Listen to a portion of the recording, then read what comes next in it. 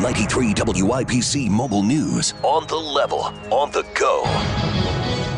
Mostly at a standstill. With your Alexa Flash Briefing, I'm Kurt Darling. Still not a lot of movement on higher COVID stimulus checks for you in Washington. Senate Republicans blocked a measure on Tuesday for $2,000 checks alone from the House Democrats. Indiana Senator Mike Braun has not said how he leans on the matter yet, but does say he supports the president's veto of the National Defense Authorization Act. He's again saying there's too much wasteful spending in the bill. It won't be like other New Year's Eve parties, Stan Lear reports. It's not Halloween, but the Marion County Health Department says you and all your guests should wear masks. You know the drill by now. Stay 6 feet apart. Wash your hands for at least 20 seconds with soap and water. If that's not available, use hand sanitizer with alcohol content of at least 60%. Limit the number of guests and keep the music down so your guests don't have to shout. Shouting makes masks less effective. Stan Lear, 93 WIBC Mobile News. With so many businesses having to go virtual this year, they've had to rely on tech companies to help them do that. Obviously, that comes with cybersecurity implications. And so we saw big investments in cybersecurity. TechPoint CEO Mike Langelier tells Inside Indiana Business it has also helped spur innovation of virtual platforms to help businesses in the events industry stay viable. He says that tech companies have seen 5 to 10 years of changes in the industry in the span of just a few months.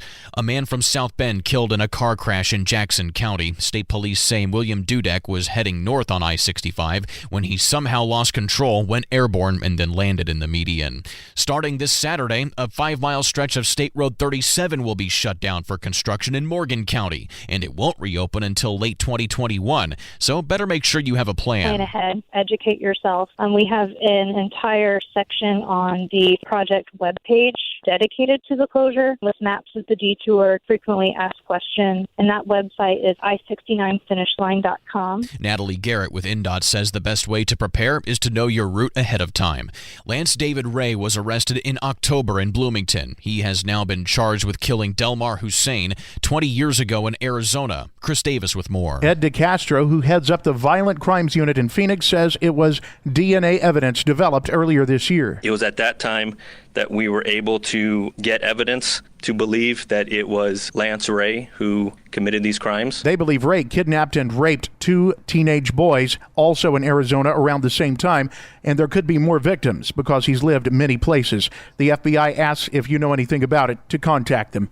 Chris Davis, 93 WIBC Mobile News. With a 6-1 season and a top 10 ranking, the Indiana Hoosiers enjoy a much improved level of respect these years when it comes to football. Senior offensive lineman Harry Kreider. Where we are now, it's crazy. I'm so glad to have been a part of it, building that foundation. The Hoosiers play Ole Miss January 2nd in the Outback Bowl. But another win for the Hoosiers this week. Head coach Tom Allen has been named college football's Coach of the Year by Fox Sports.